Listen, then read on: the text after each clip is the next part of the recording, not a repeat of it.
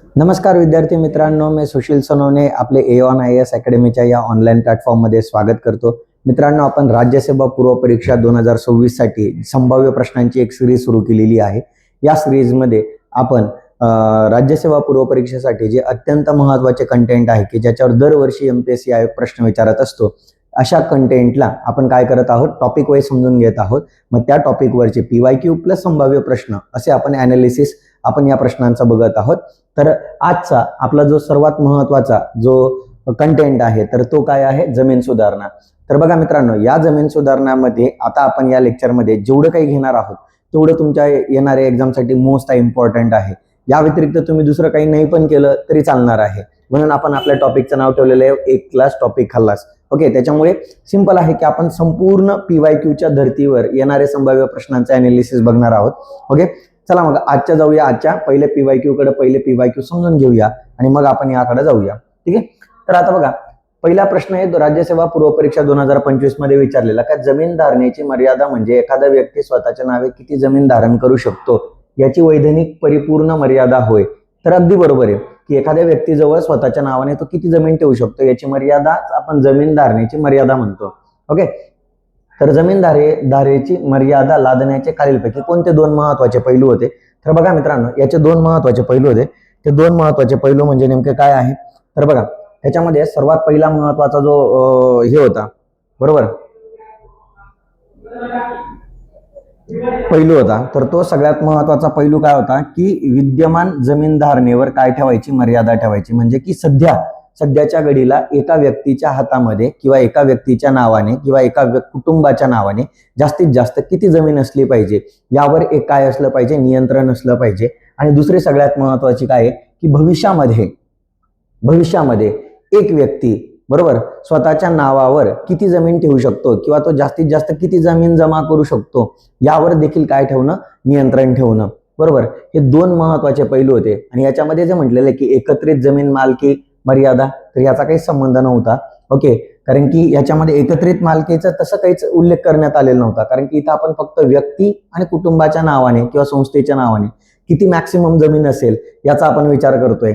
बरोबर, आणि रूपांतरावर मर्यादा याचाही काही संबंध येणार नाही. म्हणजे ब आणि ड विधान येणार नाहीये. आणि आपल्याला एक्झॅक्ट माहिती आहे की अ आणि क स्टेटमेंट बरोबर आहे. मग अ आणि क चा पर्याय बघा, फक्त अ आणि क कुठं बरोबर दिसतोय, तर पर्याय क्रमांक 4 मध्ये दिसतोय.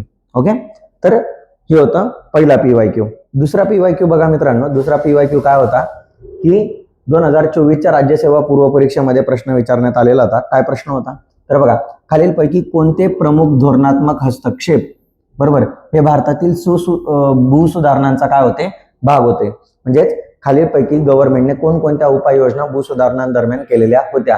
तर त्याच्यामध्ये सर्वात पहिली जी मर्यादा आहे तर ती आहे मध्यस्थांचं निर्मूलन करणं. तुम्हाला माहिती आहे मित्रांनो, पूर्वी काय होतं की जमीनदारी, महालवारी, रयतवारी या ज्या पद्धती होत्या या पद्धतींद्वारे काय करण्यात आलं होतं, एक मध्यस्थी तयार करण्यात आलेले होते.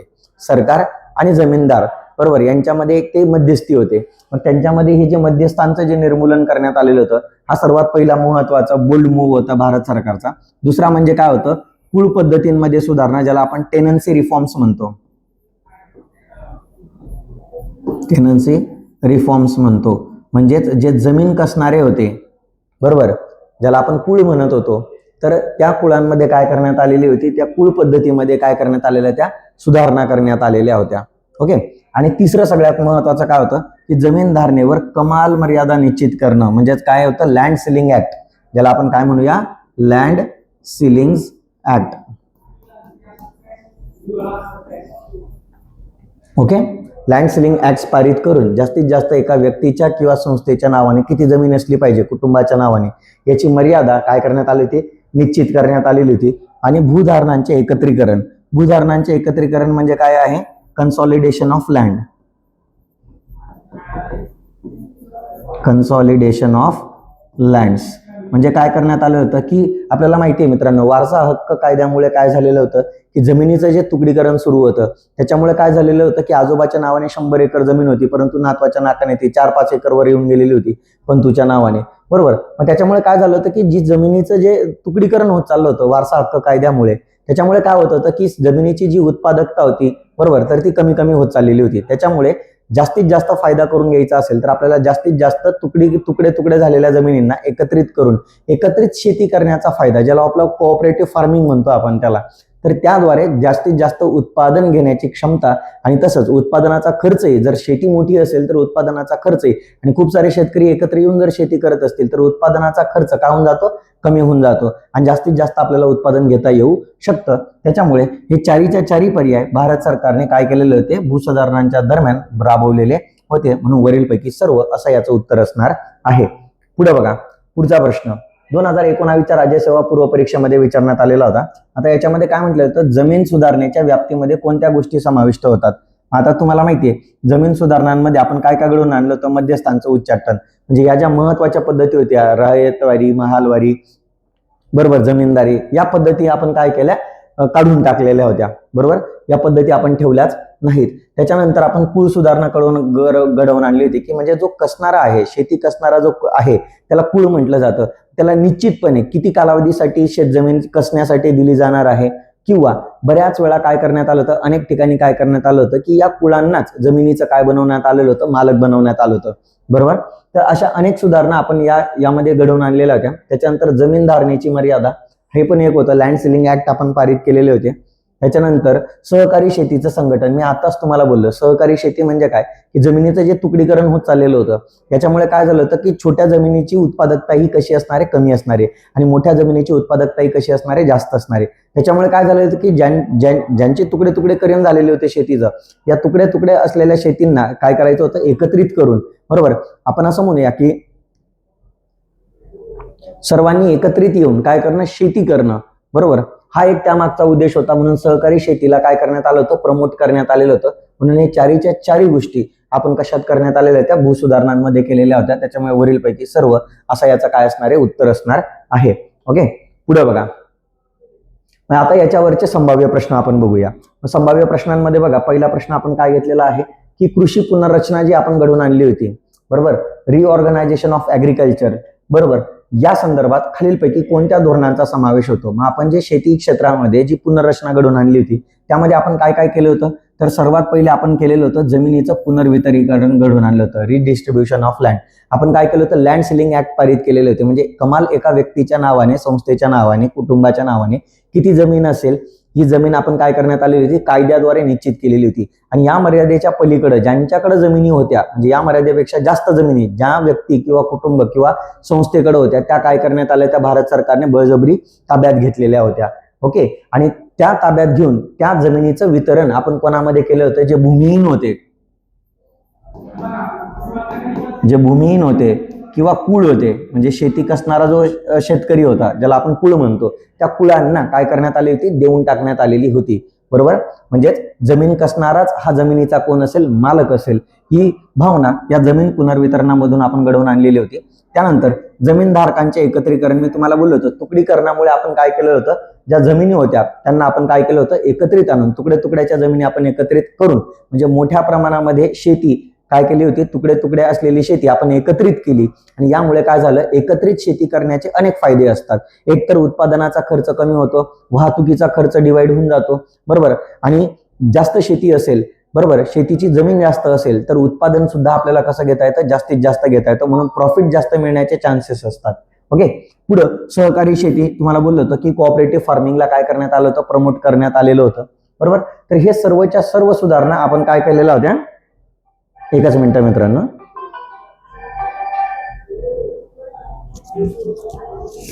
बोल ना. हो हो, नंतर एक 5-10 मिनिटात करतो.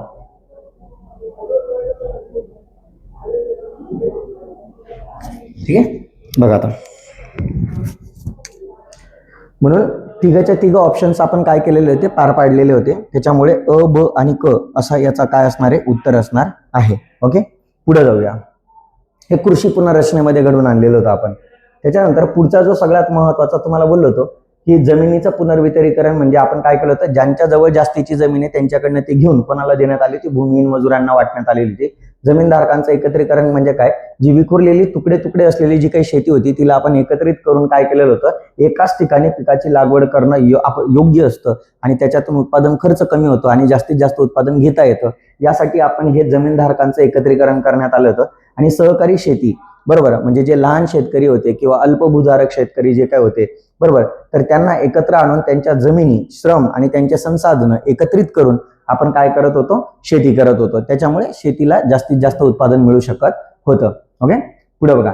पुढचा दुसरा महत्वाचा संभाव्य प्रश्न बघा, जमीन भाडे करार सुधारणांमध्ये म्हणजे वहिवाट ज्या काही सुधारणा होत्या, पूल रिफॉर्म्स जे काही होते, पूल सुधारणा ज्या काही होत्या, ज्याला टेनन्सी रिफॉर्म्स म्हणतो, त्यामध्ये खालीलपैकी कोणत्या उपायांचा समावेश होतो. तर एक सर्वात महत्वाचं की जे टेनन्सी रिफॉर्म्स होते, या टेनन्सी रिफॉर्म्स मध्ये सर्वात पहिला महत्वाचा जी सुधारणा घडवून आणली होती ती म्हणजे कोणती होती, शेतसाऱ्याचं नियमन.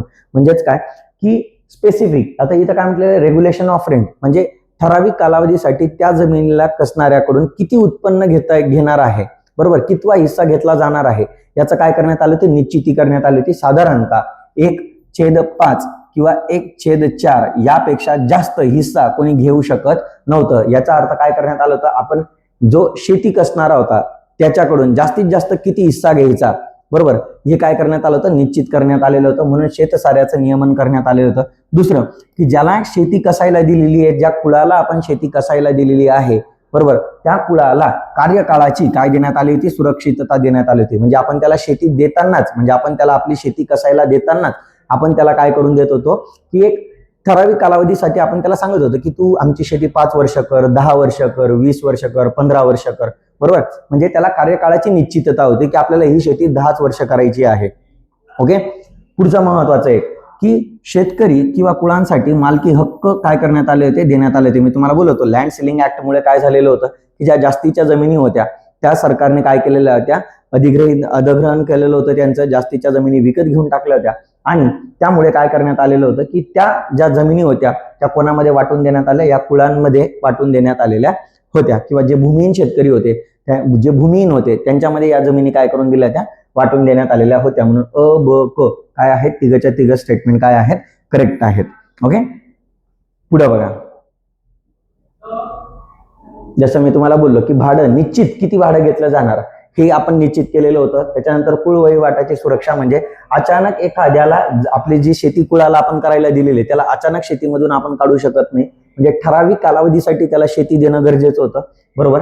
ही एक महत्वाची सुधारणा केली होती. भाडेकरूंना मालकी हक्क देणं, मी तुम्हाला बोललो होतो की संबंध बघून, बरोबर, जमिनीचा मालक आणि भाडेकरू यांच्यातले संबंध समजून घेऊन काय करण्यात आले होती, जो कसणारा होता, शेती कसणारा भाडेकरू होता, त्यालाच कायदेशीररित्या त्या जमिनीचं काय बनवण्यात आलं होतं, मालक बनवण्यात आलं होतं. हे तिघच्या तिघ रिफॉर्म्स आपण टेनन्सी रिफॉर्म्स मध्ये केलेले होते. त्याच्यानंतर जमीन सुधारणेचे उद्दिष्ट साध्य करण्यासाठी सरकारने खालीलपैकी कोणते उपाय विचारात घेतलेले होते. आता जमिनीची सुधारणा घडवून आणायची होती, म्हणजे लँड रिफॉर्म्स घडवून आणायच्या होत्या. त्याच्यासाठी आपण कुळ वहिवाट किंवा भाडेकरू सुधारणा टेनन्सी रिफॉर्म्स आपण राबवलेल्या होत्या. दुसरं एक महत्वाचं शेतीची पुनर्रचना घडवून आणलेली होती आणि मध्यस्थांचं काय केलेलं होतं, उच्चाटन केलेलं होतं. या तिघ पण गोष्टी आपण याच्या मागच्या अगोदरच्या प्रश्नांमध्ये आपण काय केलेल्या होत्या, डिफाईन केलेल्या होत्या.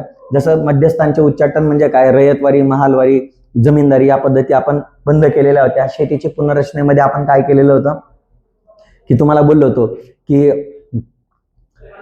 या जे कुळ जे काही होते, वहिवाट किंवा भाडेकरू जे काही होते, त्यांना आपण काय करण्यात आलं होतं, कार्यकाळाची सुनिश्चितता करून देण्यात आलेली होती. त्यांना मर्यादित कालावधीसाठी आपण काय करण्यात आलं होतं, त्यांना शेती देण्यात आली होती. त्यांच्याकडून किती भाडं आकारलं जाणार हे सुद्धा काय करण्यात आलं होतं, निश्चित करण्यात आलेलं होतं. म्हणून तिघच्या तिघ रिफॉर्म्स आपण विचारात घेतलेले होते.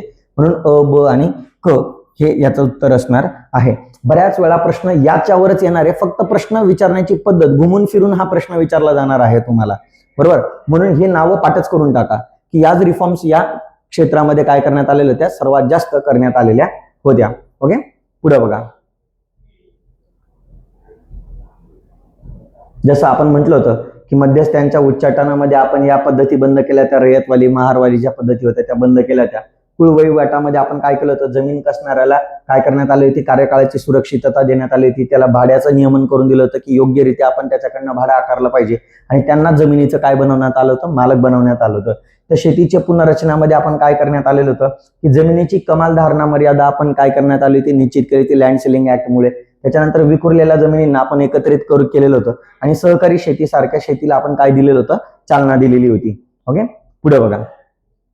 पुढचा संभाव्य प्रश्न, जमीन सुधारणांची खालीलपैकी कोणते उद्दिष्ट नाही असं म्हटलेलं आहे. मग आता बघा, कृषी व्यवस्थेतील सर्व प्रकारचे शोषण आणि सामाजिक अन्याय दूर करणे, यस, हे त्याच्यामध्ये काय होतं, उद्दिष्ट आहे. पुढचं, मातीची मशागत करणाऱ्यांना सुरक्षा प्रदान करणं, हे पण होतं. म्हणजे जो जमीन कसणारा कुळ होता यांना काय करणं, सुरक्षा प्रदान करणं. आणि ग्रामीण लोकसंख्येच्या सर्व वर्गांना समानतेची आणि संधीची हमी देणं, हे सुद्धा काय होतं, त्याचं उद्दिष्ट होतं. मग आपल्याला काय विचारलं, उद्दिष्ट नाहीये. मग पुढचं बघा, जमिनीचे केंद्रीकरण करणे. तर लक्षात घ्या मित्रांनो, केंद्रीकरण म्हणजे सेंट्रलायझेशन करणं, बरोबर. आणि सेंट्रलायझेशन करणं याचा अर्थ काय होतं रे मित्रांनो, जमिनीचे केंद्रीकरण करणं याचा अर्थ काय, एकाच व्यक्तीकडे जमिनीची काय चालली जाणं, मालकी चाललं जाणं. तर असं होतं का, नाही. उलट आपण काय करत होतो की ज्यांच्याजवळ जास्तीची जमीन आहे त्यांच्या जमिनी ताब्यात घेऊन, लँड सिलिंग ऍक्टद्वारे ताब्यात घेऊन ज्यांच्याजवळ जमीन आहे त्यांना त्याचं काय करण्यात आलं होतं, वितरण करण्यात आलं होतं. म्हणून पर्याय क्रमांक 4 येणार नाही. ओके, पुढचा प्रश्न बघा. मग काय महत्वाचे उद्देश होते, तर बघा, सगळ्यात पहिला महत्वाचा उद्देश होता की सामाजिक न्याय आणि समानता प्रस्थापित करायची होती. यासाठी आपण मध्यस्थांचं उच्चाटन केलं, जमिनीचं समान वाटप करण्यावर भर दिला होता लँड सिलिंग ऍक्टमुळे. आणि शोषणापासून कुळांची काय करण्यात आली होती, मुक्ती करण्यात आली होती. कुळांनाच आपण काय बनवण्यात आलं होतं, जमिनीचं मालक बनवण्यात आलेलं होतं. आर्थिक आणि उत्पादकता सुधारण्यासाठी काही अनेक प्रयत्न केले होते. त्याच्यामध्ये शेतीची उत्पादकता वाढवण्यावर भर दिला होता.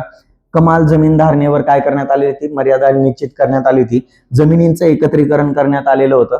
आणि लास्ट, संस्थात्मक आणि ग्रामीण विकास घडवून आणण्यासाठी आपण कृषी क्षेत्रामध्ये पुनर्रचना घडवून आणलेली होती. आणि ग्रामीण रोजगारावर आपण काय दिलेला होता, जास्तीत जास्त भर दिलेला होता. हा महत्वाचा लँड सिलिंग ऍक्ट, किंवा आपण असं म्हणूया की कृषी क्षेत्रामध्ये जी काही पुनर्रचना घडवून आणली होती, जमीन सुधारणा आपण ज्या काही घडवून आणलेल्या होत्या, हे त्याचे महत्वाचे काय होते, उद्देश होते.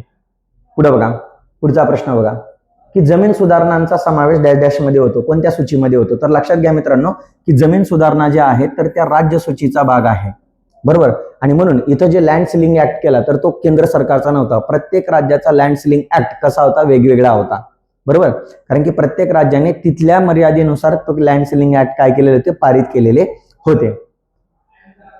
त्याच्यामुळे तो राज्य सूचीचा भाग आहे, केंद्र सूचीचा नाहीये, समवर्ती सूचीचा पण नाहीये. पुढं, जमीन सुधारणांमध्ये खालीलपैकी कशाचा समावेश होत नाही. तर जमीन सुधारणांमध्ये काय होतं की जमिनींचं एकत्रीकरण करण्यात आलेलं होतं. तर हा एक समावेश होतो. सहकारी शेतीचा समावेश होतो, बरोबर. पण ठिबक सिंचन आपण कुठंच नाव ऐकलं नाही, बरोबर. हा शेतीशी संबंधित आहे, बरोबर. त्याचा आणि या जमीन सुधारणांचा बऱ्यापैकी फार मोठ्या प्रमाणामध्ये संबंध येत नाही, बरोबर. म्हणून याचं उत्तर असणार आहे ठिबक सिंचन. ओके, हे त्याचं उत्तर असणार आहे. लँड म्हणजे जमीन सुधारणांमध्ये ठिबक सिंचनाचा समावेश होत नाही. पुढे बघा, पुढचा महत्वाचा प्रश्न काय होता, खालील विधाने विचारात घ्या आणि योग्य विधाने ओळखा. आता आपल्याला योग्य विधान ओळखायचं आहे की जादा जमीन जी काही होती, एक्सेसिव्ह लँड जी काही होती, ती सरकारने संपादित केली आणि भूमिहीनांमध्ये पुनर्वितरण केलं. तर हे जमीन सुधारणांमध्ये घडून आलं होतं का, तर अगदी बरोबर आहे. लँड सिलिंग ऍक्ट आपण प्रत्येक राज्याने पारित केले, त्याच्यानुसार जास्तीची जमीन ज्याच्याजवळ होती त्याच्याकडनं ती जमीन सरकारने काय केली, ताब्यात घेतलेली होती. हे घडलेलं होतं. परंतु म्हटलेलं काय की पहिल्या पंचवार्षिक योजना कालावधीत सर्व राज्यांमध्ये कमाल मर्यादा कायदे पारित करण्यात आले होते, तर नाहीये मित्रांनो. अनेक राज्यांमध्ये जे लँड सिलिंग ऍक्ट होते, हे लँड सिलिंग ऍक्ट 1961 पासून पुढं, बरोबर, म्हणजे त्याची जी प्रभावी अंमलबजावणी ते 1960 ते 1970 या दशकामध्ये झालेली होती, बरोबर. पण इथं जे म्हणण्यात आलेलं आहे की सर्व राज्यांमध्ये, इथं जर सर्व राज्य हा शब्द नसता तर आपण हे वाक्य बरोबर म्हटलं असतं. परंतु इथं म्हटलेलं आहे सर्वच राज्यांमध्ये. तर असं नाहीये मित्रांनो की ठीक आहे, आपण जास्तीत जास्त राज्यांमध्ये लँड सिलिंग ऍक्ट पारित केलेले होते, पण सर्वच राज्यांमध्ये पहिल्याच पंचवार्षिक योजनेमध्ये लँड सिलिंग ऍक्ट लागू झालेले नव्हते. ओके, म्हणून ब विधान चुकीचं आहे. विचारात घ्या, योग्य विधान विचारलं, योग्य विधान फक्त कोणतं आहे, अविधान आहे. पुढे बघा, तुम्हाला बोललो होतो की 1950च्या दशकात उत्तरार्धात आणि 60च्या दशकाच्या सुरुवातीला म्हणजे दुसऱ्या आणि तिसऱ्या पंचवार्षिक योजनेच्या दरम्यान जास्तीत जास्त राज्यांनी काय केलेलं होतं, लँड सिलिंग ऍक्ट काय केलेले होते, पारित केलेले होते. ओके, त्याच्यामुळे ते विधान काय होतं, चुकीचं होतं. पुढचा प्रश्न बघा काय आहे, डॅश डॅश 2013 हा भारतीय संसदेचा कायदा आहे जो भारतातील बाधित व्यक्तींना नुकसान भरपाई, पुनर्वसन आणि पुनर्वसन मंजूर करण्यासाठी प्रक्रिया व नियमन मांडतो. तर हा कायदा कोणता आहे मित्रांनो? हा कायदा आहे बघा लँड ॲक्विजिशन ऍक्ट, ज्याला म्हटला जातो भूसंपादन कायदा. की याच कायद्याअंतर्गत सरकार काय करत असतो की फॉर एक्झाम्पल आता तुम्हाला समृद्धी महामार्ग गेलेला आहे आणि आता तुमचा कोणता आहे शक्तीपीठ महामार्ग जो काही जात आहे, तर त्या मार्गामध्ये ज्या ज्या शेतकऱ्यांची जमीन जाणार ती शेतकऱ्यांची जमीन सरकार काय करतो? अधिग्रहण करतो त्या जमिनीचं. म्हणजे सरकार ती जमीन काय घेऊन घेतो? ताब्यात घेऊन घेतो. ताब्यात घेण्यासाठी जो कायदा आहे बरोबर, तो कायदा इथं विचारलेला आहे. हा कायदा आहे भूसंपादन कायदा 2013. बरोबर, लक्षात घ्या बरं का. आता यावेळी खूप जास्त भूसंपादन होत आहे म्हणून या भूसंपादन कायद्यावर प्रश्न येऊ शकतो. तर हा जो भूसंपादन कायदा आहे हा 2013चा आहे. ही गोष्ट आपल्याला लक्षात ठेवावं लागणार आहे. या कायद्याबद्दल काही महत्वाच्या गोष्टी लक्षात ठेवा. या कायद्याचं पूर्ण नाव आहे भूसंपादन, पुनर्वसन आणि पुनर्वसाहत करताना रास्त भरपाई मिळण्याचा आणि पारदर्शकतेचा हक्क कायदा 2013चा आहे. ओके, तर या कायद्याने 1894च्या जुन्या ब्रिटिशकालीन भूसंपादन कायद्याची काय घेतलेली होती? जागा घेतलेली होती. मग या कायद्याद्वारे सरकारी किंवा सार्वजनिक खाजगी भागीदारी म्हणजेच पब्लिक प्रायव्हेट पार्टनरशिप प्रकल्पांसाठी जी काही जमीन संपादित केली जाते, मग त्या जमीन संपादित करताना जे काही बाधित शेतकरी आहे किंवा जमिनीचे जे काही मालक आहे यांना योग्य ती नुकसान भरपाई देणं, त्यांचं पुनर्वसन घडवून आणणं आणि त्यांची पुनर्वसाहत काय करणं त्यांना मिळवून देण्याचं कायदेशीर काय करण्यात आले होते? या कायद्यामध्ये तरतूद करण्यात आलेली होती. ओके, पुढे बघा पुढचा प्रश्न काय म्हटलेलं आहे? जमीन सुधारणांच्या पहिल्या टप्प्यामध्ये खालीलपैकी कोणते उपाय समाविष्ट आहेत? ओके, मग आता ज्या जमीन सुधारणा आहे त्या 2 टप्प्यात लागू केल्या होत्या. एक पहिल्या पंचवार्षिक योजनेपासूनच म्हणजेच 1951 पासून. ओके, आणि हा पहिला टप्पा होता आणि जो दुसरा टप्पा होता हा 1972 पासून पुढे लागू करण्यात आला होता दुसरा टप्पा भूसुधारणांचा. ओके, मग 51चा पहिला टप्पा आणि 72चा दुसरा टप्पा असे 2 टप्प्यांमध्ये या भूसुधारणा घडवून आणण्यात आलेल्या होत्या. मग त्याच्यामध्ये बघा काय म्हटलेले पहिल्या टप्प्याचा बद्दल विचारलेलं आहे आपल्याला. मग त्याच्यामध्ये आपण काय केलं होतं? मध्यस्थांचं उच्चाटन केलेलं होतं. जमीनदारी, महालवारी, रयतवारी या पद्धती आपण बंद केलेल्या होत्या. त्याच्यानंतर जमीनधारकांच्या आकारावरील कमाल मर्यादा आपण काय केलेल्या होत्या? लँड सिलिंग ऍक्ट आपण काय केलेलं होतं बघा, ceiling on size of the land holdings, म्हणजे आपण लँड सिलिंग ऍक्ट काय केलेले होते? पारित केले होते. आणि मी तुम्हाला बोललो होतो पहिल्या पंचवार्षिक योजनेच्या दरम्यान बऱ्याचशा राज्यांनी केलेले होते पण सर्वच राज्यांनी केलेले नव्हते. म्हणून दुसरं विधान पण काय आहे? करेक्ट आहे. आणि हरित क्रांती, अगेन हा जो मुद्दा आहे हा थोडा वेगळा मुद्दा होऊन जातो. हा जरी शेतीशी संबंधित असला तरी याचा जमीन सुधारणांशी काही संबंध येत नाही. त्याच्यामुळे याचं करेक्ट उत्तर असणारे 1 आणि 2. जरी इथं हरित क्रांती दिसत असलं तरी त्याला टिक करायचं नाहीये. ओके, 1 आणि 2च करेक्ट आहे. पुढे बघा, जेवढे प्रश्न होते मित्रांनो लँड या जमीन भूसुधारणा कायद्यांबद्दल. ओके, आता सगळ्यात महत्वाची सूचना की जे विद्यार्थी राज्यसेवा पूर्व परीक्षा 2027 ची तयारी करत असतील अशा विद्यार्थ्यांसाठी आपण पूर्व प्लस मुख्य आणि इंटरव्ह्यू असे 3 स्तरावर तयारी करून घेण्यासाठी एक समर्पण बँच लॉन्च केलेली आहे.